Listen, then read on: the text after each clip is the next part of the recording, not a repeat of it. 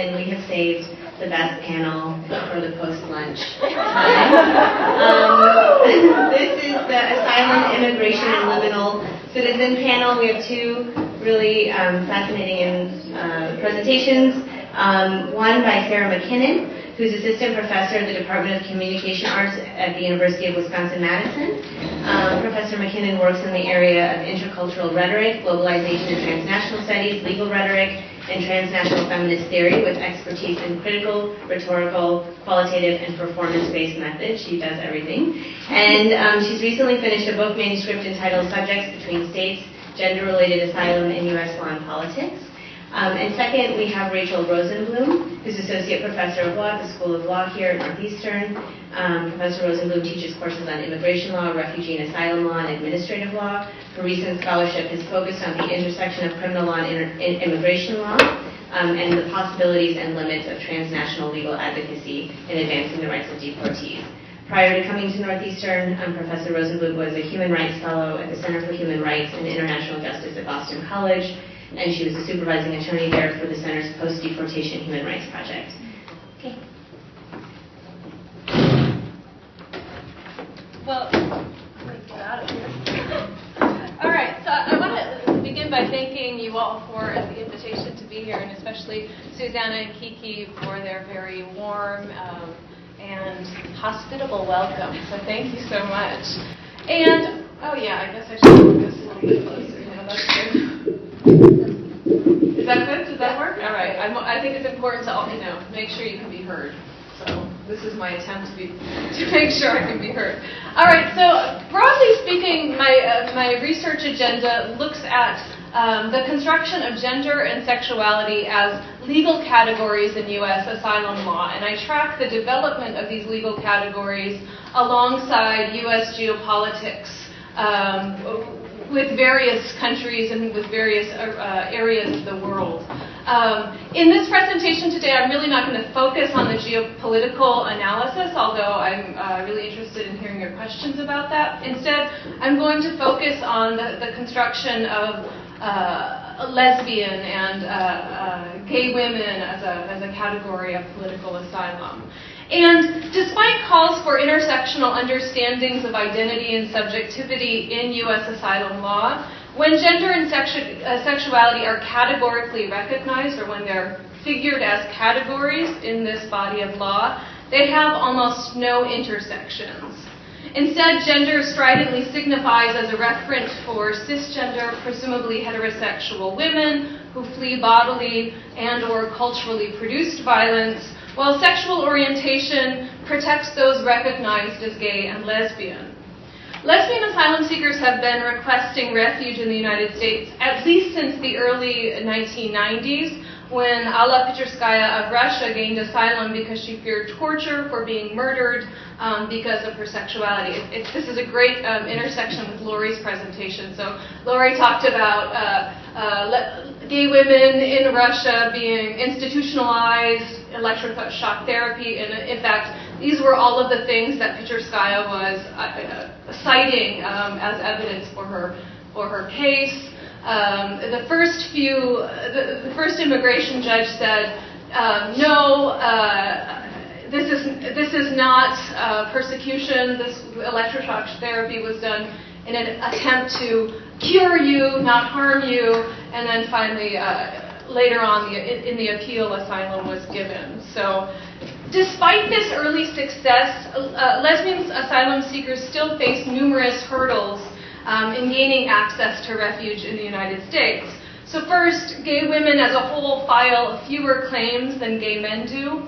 As Cynthia Cooper reports, between 1994 and 2007, 62 lesbians were permitted to stay in the United States out of 435 inquiries total. This is in contrast to 643 gay men who were allowed to stay out of 4,134 inquiries. So in other words, one lesbian applies for every 10 gay men. So there's a disparity here. And even arrival in the country does not mean that gay women will be hospitably welcomed.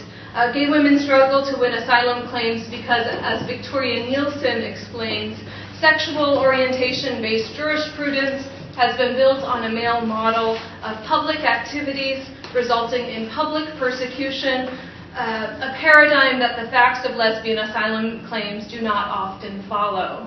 So it's this male model that I want to address with you in this presentation. In particular, what I'm going to argue is that the cases of gay male asylum seekers serve as a foundational basis for the development of genre conventions for all sexual orientation asylum claims. Genre conventions serve as inventional sources of argument construction. So as people go about developing the arguments for their cases, these previous cases serve to give a sense of what's going to work, what's not going to work. But they're also deployed by immigration judges as evaluative frames in deciding who and who is not eligible. They include information about a claimant's comportment and appearance, what I'll talk about as style. They also include information about the content of the narrative of persecution. And they also form expectations about what should be present in the secondary evidence about the context of persecution. So, gay men also struggle in meeting these genre conventions, yet lesbian asylum seekers often fail at all three conventions, style, content, and context. Gay women, when read against these genre conventions, I argue, are caught in an intersectional axis between gender and sexuality, and this is relying on the work of Carbado from the recent Science special issue on intersectionality, kind of a revisiting of that, who talks about invisible intersectionality. And I think that's a really useful term to think through the way that lesbians are caught in the crossfire of gender and sexuality in these cases. Specifically, lesbian asylum seekers are often legible as either not gay enough or, in some instances, as too gendered to be seen as persecuted because they're gay. In these instances, the courts do not deny these women's sexual orientation, but their claims seem too derivative of their gender to be recognized as fears stemming from their sexuality. While some are successful in demonstrating their need for refuge as gay women, for many the genre conventions of gayness and womanhood as discrete categories mean that gay women's cases necessarily fall short. So in this presentation, what I want to do is begin by describing quickly what I mean by genre conventions, and then I'll work to talk about the three genre conventions that I see playing out across these cases. So in the broader manuscript from which this presentation is derived, I situate my analysis within the rhetorical scholarship on genres. So I'm not going to go into that for the purposes of time, but suffice it to say that rhetoric scholars have long been interested in identifying genres of rhetoric because we recognize that there are a limited number of speech situations in which rhetors may find themselves, and accordingly a limited number of ways to respond appropriately to those rhetorical situations. Genre conventions for sexual orientation claims derive largely from gay male asylum narratives. These genre conventions have power over and constrain the possibilities of those claimants whose narratives and experiences don't or can't conform to the genre in their own bids for asylum. So I'm going to move to talk through these three genre conventions that I see. Part one, style. So one of the first ways we access rhetors is through their style, and I'm sure you're doing this to me right now, right? How we move, how we speak, how we effectively engage a speaking situation. And certainly discourses about gender, race, class, sexuality, age, ability, and nation frame the ways that we as audience those we are engaging with, so that we have a sense of what we expect from the speaking subject when they speak, when they stand in front of us, and when they engage with us. For gay asylum seekers, expectations about what sexuality looks, sounds, and feels like constrain claimants' possibilities for gaining access to U.S. asylum. Gay people have long negotiated the strictly formed relationship between sexuality and societal beliefs that gayness is somehow evident on the surface of one's body, in one's voice, and how one comports themselves. This expectation of sexuality's publicness or visibility, as Walters talks about, serves as a primary condition shaping how sexual orientation claimants are assessed and evaluated in U.S. immigration courts. As Fatty Hanna asks in the opening of his comment about visibility politics in gay asylum cases, does a homosexual asylum seeker need to prove he is gay enough to win protection from a U.S. court? Increasingly and troublingly, the answer is yes, end quote. Indeed, the majority of gay male asylum cases that I analyzed included explicit description of bodily, vocal, and affective stylistics that might lead an asylum claimant to be recognized as gay. And I'm sure you can imagine what these are, right? Mentions of effeminacy, mentions of particular stylings. And I think for me what was most stark was that they were very much present in the record. Where style is overtly present as an inventional resource for some gay male applicants and as a method of reading for immigration judges, in the cases of lesbians, asylum seekers, style is virtually absent in the case law. And I read this absence as profound, and this absence as telling us much about the way sexuality and gender intersect as a reading practice in the courtroom. Drawing on the work in large part of Ethne Lubeg, who talks about, in her very famous book, Entry Denied, one singular case that she found in the record on, I think it was deportation. It's been a while since I've looked through this.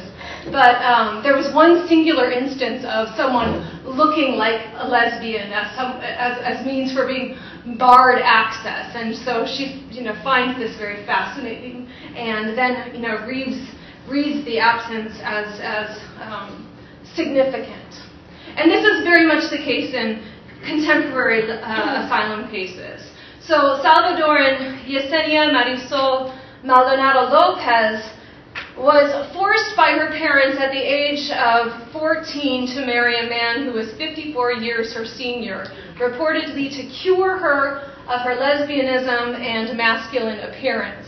So this is one of these rare instances where style becomes articulated in asylum law.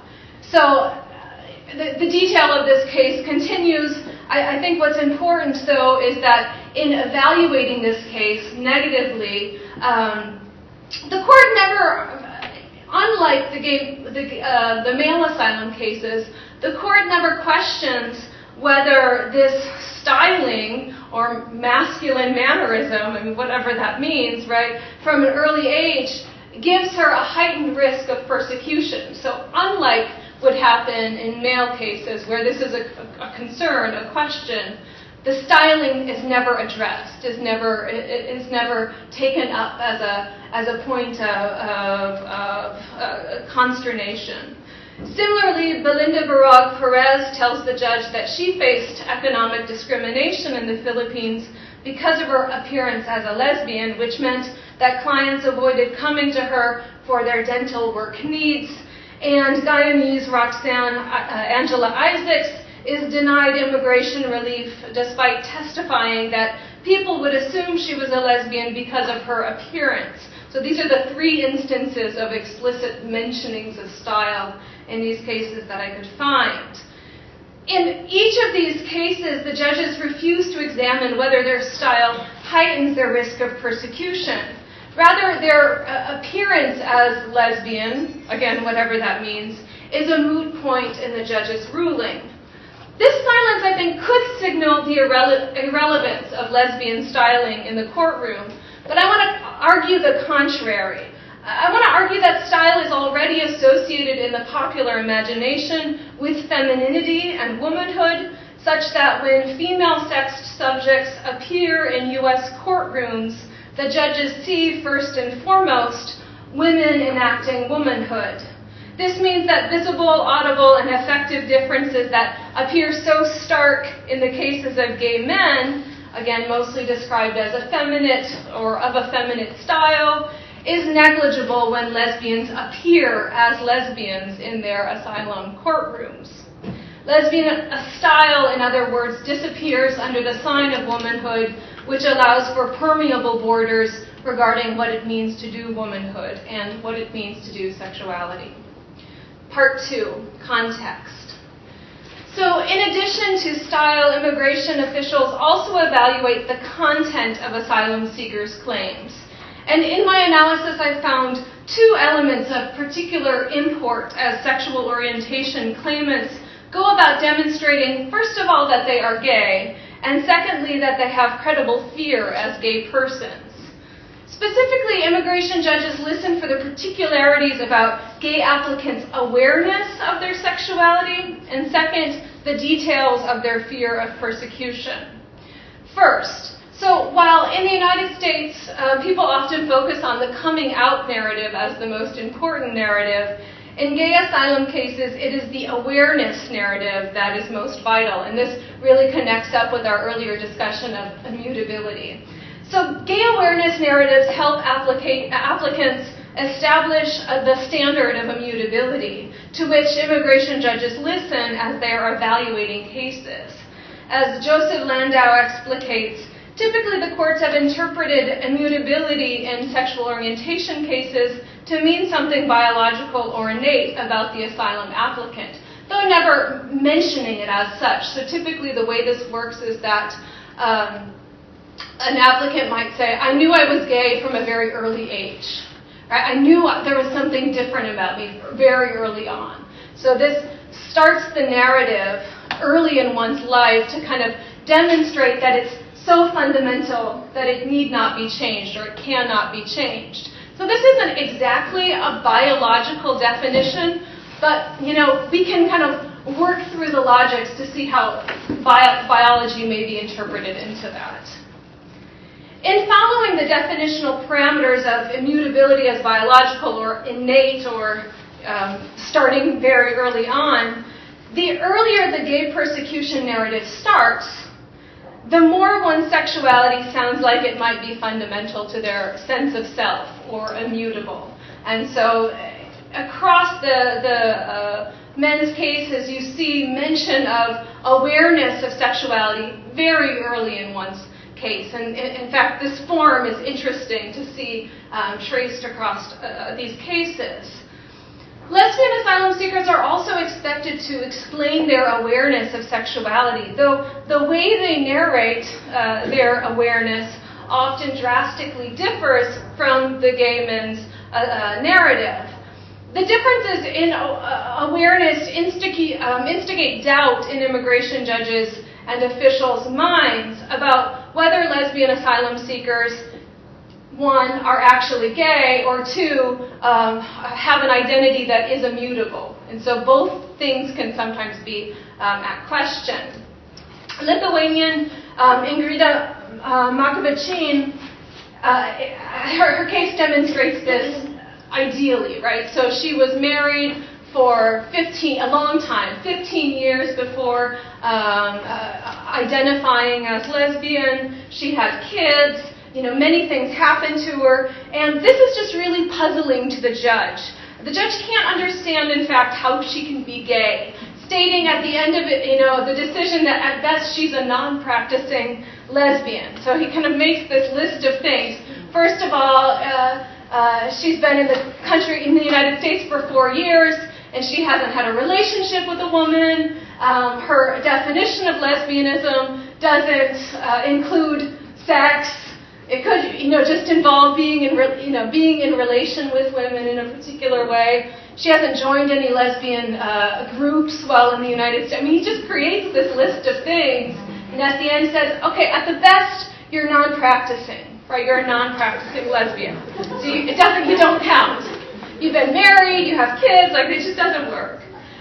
Ukrainian Olha Lyasinsinka also demonstrates how this awareness is complicated by the fact of her sexual and relational history. So this claimant also made her the basis of her case on the basis of being a lesbian, but she had dated a man while in Ukraine for many years who, when she said, I think I like women, sexually assaulted her with a group of friends. She came to the United States, married a man despite, this is a quote, so married a man despite her sexual orientation because the guy was really nice to her. And again, the judge denies her asylum claim, deciding that her credibility as a lesbian is no longer intact after 2 marriages. So in both cases, the courts deny the possibility that heterosexual relationality might be a question of force or convenience rather than desire. They also deny the notion that sexual desire may be oriented in multiple directions or may change over the course of one's lifetime. So against these genre conventions that are established through the gay men's cases, these cases are read as too similar to heterosexual women's gender-based cases, so cases on the basis of sexual assault, rape. I mean, we can kind of move through those cases in the Q&A. So that the logical extension is that these claimants must be, at best, either fake lesbians or non-practicing lesbians, and thus they don't count as eligible for asylum on the basis of their sexual orientation. Is that 20 minutes? That's good, I like that. In addition to narratives of awareness, the persecution narrative is also vitally important in being recognized as a viable asylum seeker. Evidence of persecution in gay men's cases centers on sexual violence, largely done by state officials, police, military, and also strangers. Read against the severity of this violence in men's cases, women's experiences are often interpreted as not severe enough to meet the standard of persecution necessary for winning asylum. So, for example, Chinese Zhen Qingshuan testified that she and her girlfriend were once picked up by local village officials, dragged by their hair to a local office, and detained for the night because they were lesbians. The courts evaluating this case found it to be harassment but not persecution. Colombia Doris de la Inmaculada Tavara Lara claimed asylum on the basis of economic persecution and threats after she was fired upon coming out to her co-workers. Not long after being fired, she started to receive threatening phone calls where people unidentified called her a dirty lesbian, that she was expendable, that she shouldn't have kids because she was a dirty lesbian, and she was also attacked on the streets. The judge ruled, again, negatively in this case, explaining that her experiences neither rose to the level of persecution nor proved that she had a reasonable fear of future persecution. Even when lesbians do experience sexual assault, they still struggle in being received by immigration courts as eligible. So Ugandan Olivia Nabuwala came to a consciousness of her lesbianism or lesbian identity when she was in high school. She told her family, and the family decided to send her to a co-ed school, quote, hoping that she would stop being a lesbian, end quote. Instead of turning straight, she became an LGBT rights activist in Uganda and experienced assault because of this activism. There was a confrontation. After this incident, Nabuwala was hospitalized, and then upon hospitalization, she returned to her family, still a lesbian. Her father, with the help of 2 relatives, forced her to have sex with a stranger and then disowned her. So upon that, she came to the United States. In reviewing this case, the judge noted that it was a difficult case to decide, but ultimately gave the case an unfavorable ruling. Of the incident with the lesbian organization, he cited that it was isolated and did not arise to the level of persecution. And of the physical and sexual assault, the judge noted that, quote, it was private family mistreatment and that the Ugandan government was in no way involved. The BIA affirmed this decision, but the Eighth Circuit justices took issue with the judge's interpretation of the Ugandan government's lack of involvement, so they remanded the case back. But you see the challenges along the way to this case. Proving persecution is so challenging because these cases are read against precedent set through gay male asylum cases where sexual assault is not only prevalent, but it is perpetrated by state officials, such as police and military officials, who easily fit the frame of political persecution that's necessary for winning asylum cases. Against this genre convention, gay women are too gendered or too woman, such that their experiences of violence and harassment are reinterpreted into heterosexual scripts that frame violence either as personal in nature or as involving male power over women. And so these two dynamics play out. Sexual assault positions lesbians back into heterosexuality and thus along the intersectional axis as two women to be persecuted on account of their gay identity. And lastly, the last point is about context. There's also a genre convention about context.